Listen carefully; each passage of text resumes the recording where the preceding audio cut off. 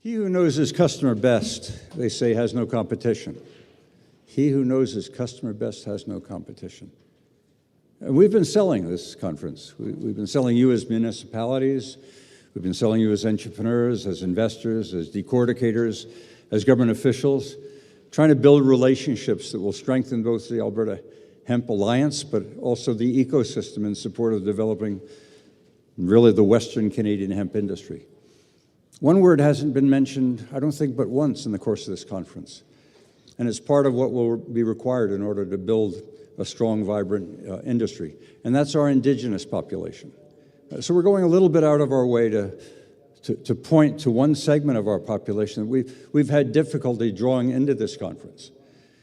And if they are to be part of our supplier ecosystem, we need to better understand one another. And so in that respect, we've asked Rick Wilson, the Honourable Minister of Indigenous Relationships, not only to stand up, but to join me here on the podium. So let's welcome. You're on, and take as much time as you want. Oh, thank you so much. They warned me there's no place for my notes here, so I'm going to just kind of throw them off to the side. Good morning, everyone. Thank you, Perry, for the introduction. Okay. Oh, give me a he's got electric personality.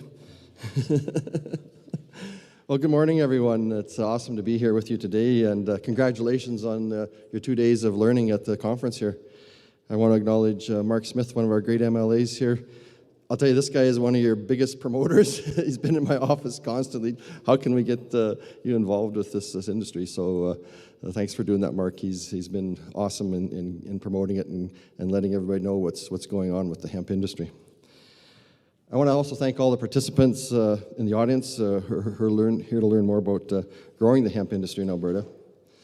But before I get started, I also want to recognize that we are gathered here today on Treaty 6 traditional territory, and also acknowledge the Métis people of Alberta who have a deep connection with this land.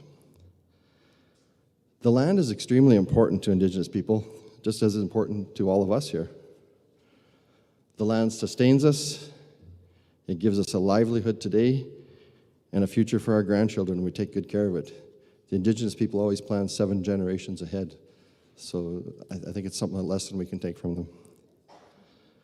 Learning about the land from Indigenous points of view is a lesson that means a lot to me too. I was a farmer before I got into this new venture that me and Mark are on. And I know the roller coaster and the thrills and the heartaches of growing products and getting them to markets.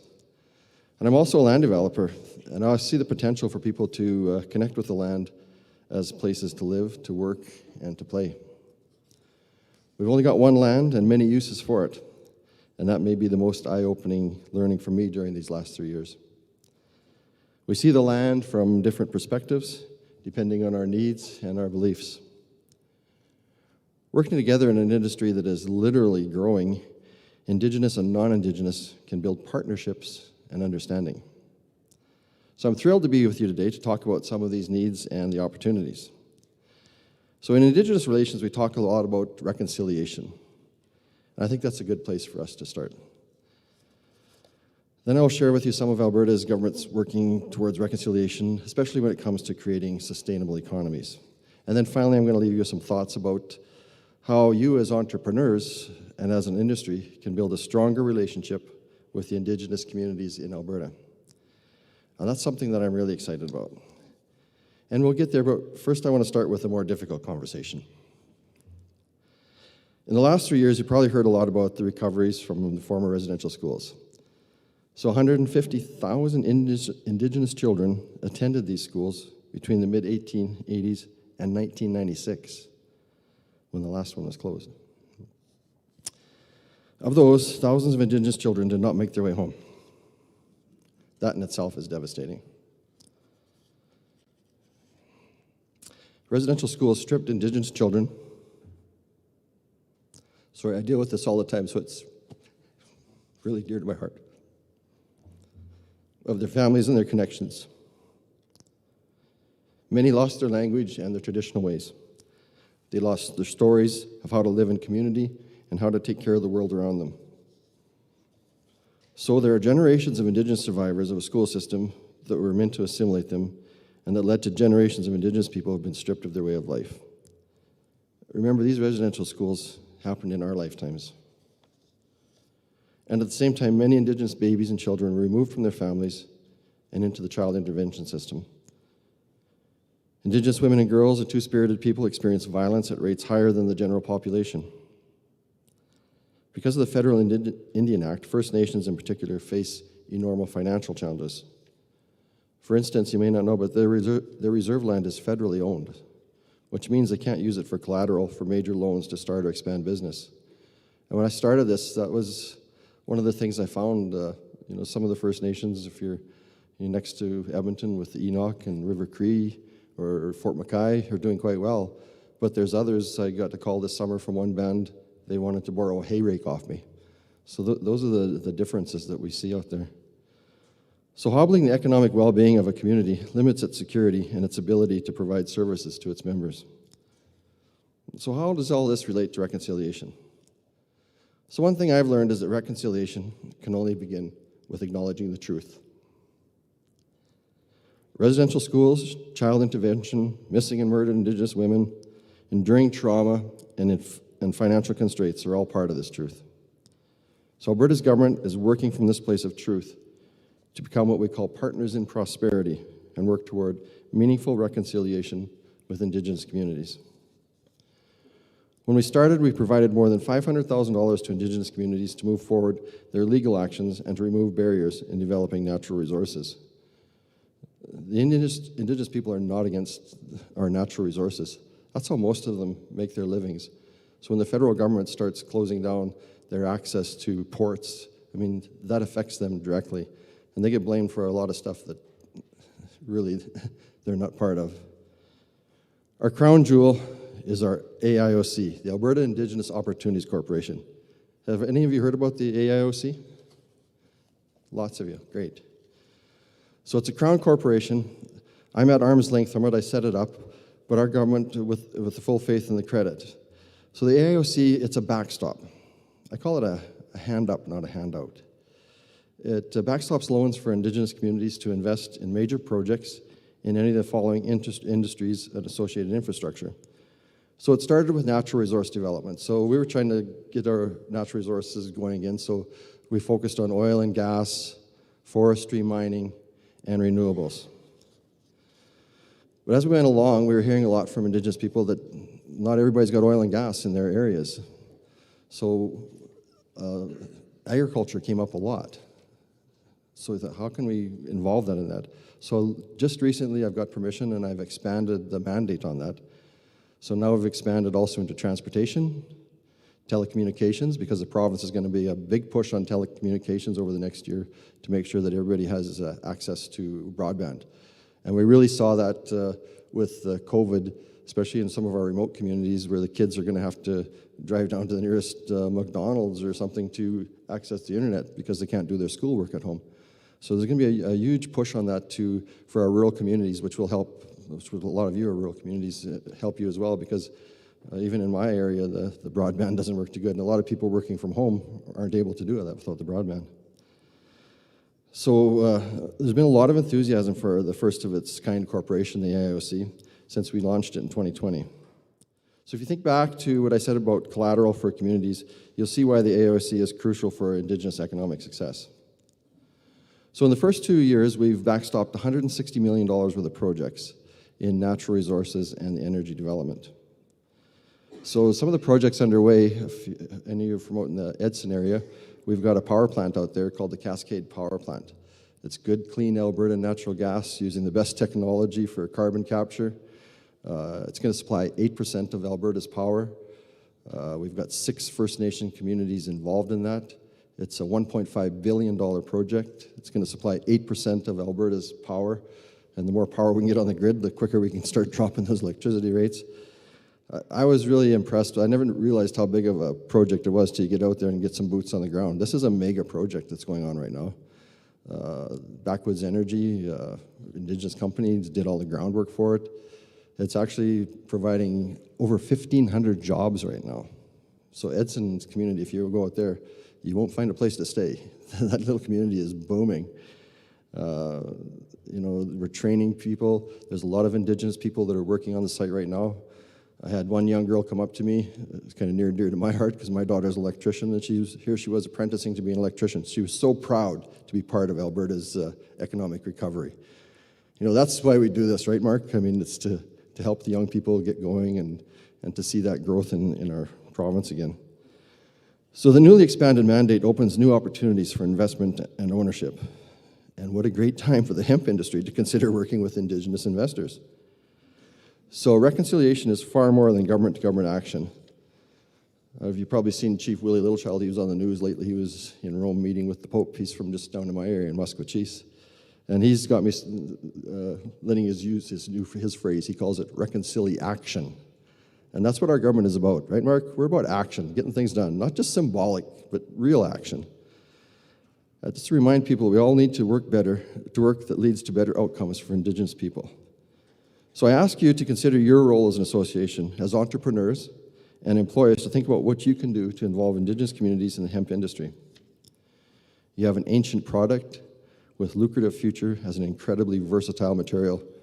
You're just telling me about how it can be used for making all the parts for Toyota, it's just endless, the uses for it. So I think you're really onto something here.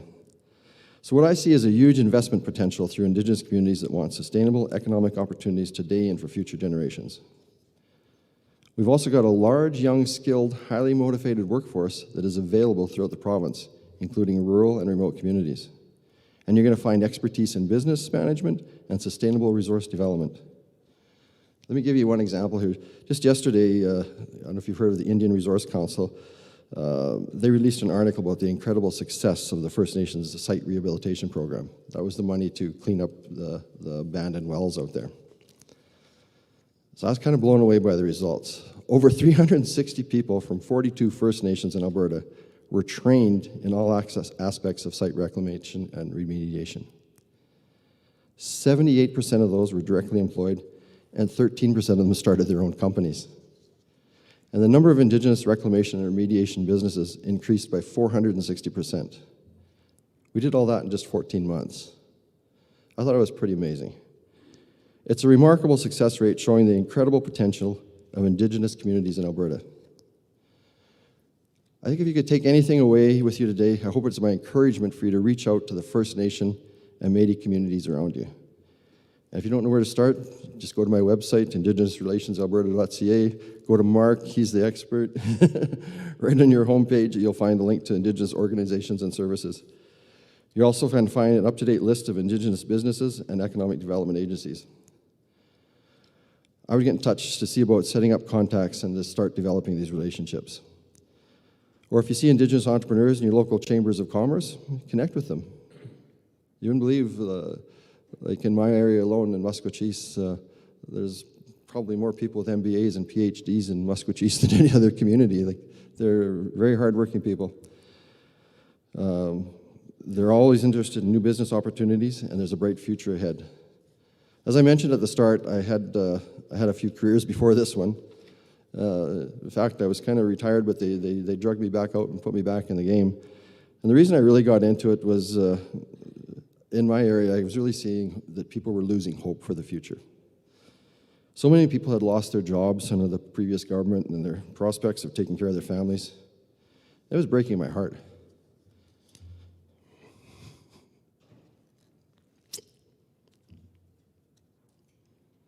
That's why me and Mark do this. We want to get people back to work in Alberta, because Alberta's back. Through strong financial and fiscal management and stimulus, we're seeing Alberta reclaim its national leading status as a job creator, the engine of Canada's economy. And you're going to be part of this growth. And I applaud you for all the work you've done to make this a reality. There are a lot of great reasons to start a new industry like this in Alberta. We used to call it the Alberta Advantage. We now have probably the lowest corporate income taxes, except for maybe Texas in North America. We've got a young, educated workforce, no PST. And as long as oil prices are high, we've removed all of the provincial tax off of fuel. Alberta's open for business, and your new ag industry with hemp checks all the boxes. You want to talk about diversifying the economy? what could be better. Like, you're doing it. So thank you so much for all that you do and for your time and letting me speak to you today. Thank you.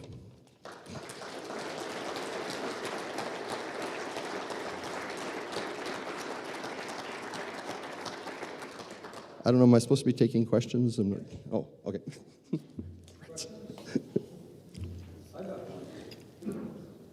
We need help. Is Frank Meyer here? I'm with the government, and I'm here to help. We made phone call after phone call after phone call, internet, email. We thought we had the interests of the Indigenous population to come to the conference. It didn't work. We need help in understanding how to build that bridge. They have an enormous contribution to make to this industry with the land that they have and the employment opportunities and the wish for them to be engineers and investors. And it's a huge opportunity for both. We haven't been successful in engaging them so that we can in fact demonstrate that our hands are out like that. So any help that Mark you can offer Rick Williams, Honorable Minister, Wilson.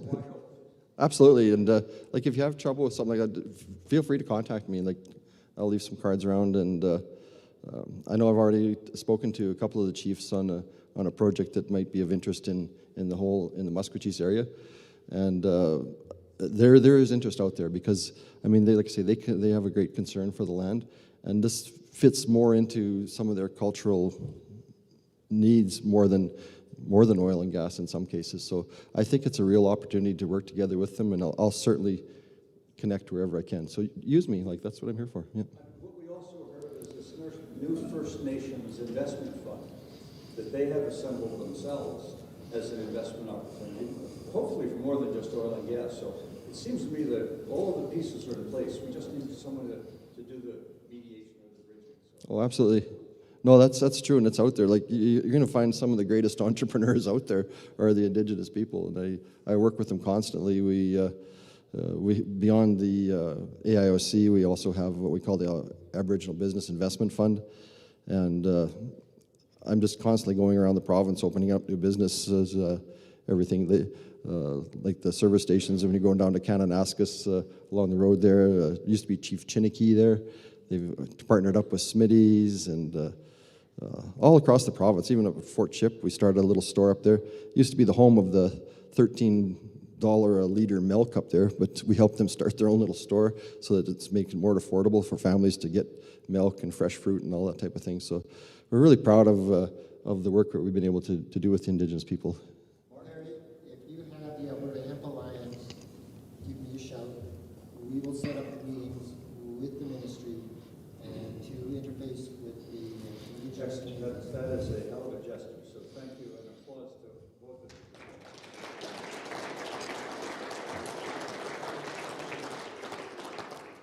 Any further questions? Your timing was perfect. So thank you. You've got a lot of municipalities here that are close to this population that we wish to partner with, and I'm sure they'll be reaching out to you as well. So thank you. Okay, well, thanks again for having me. I really appreciate it.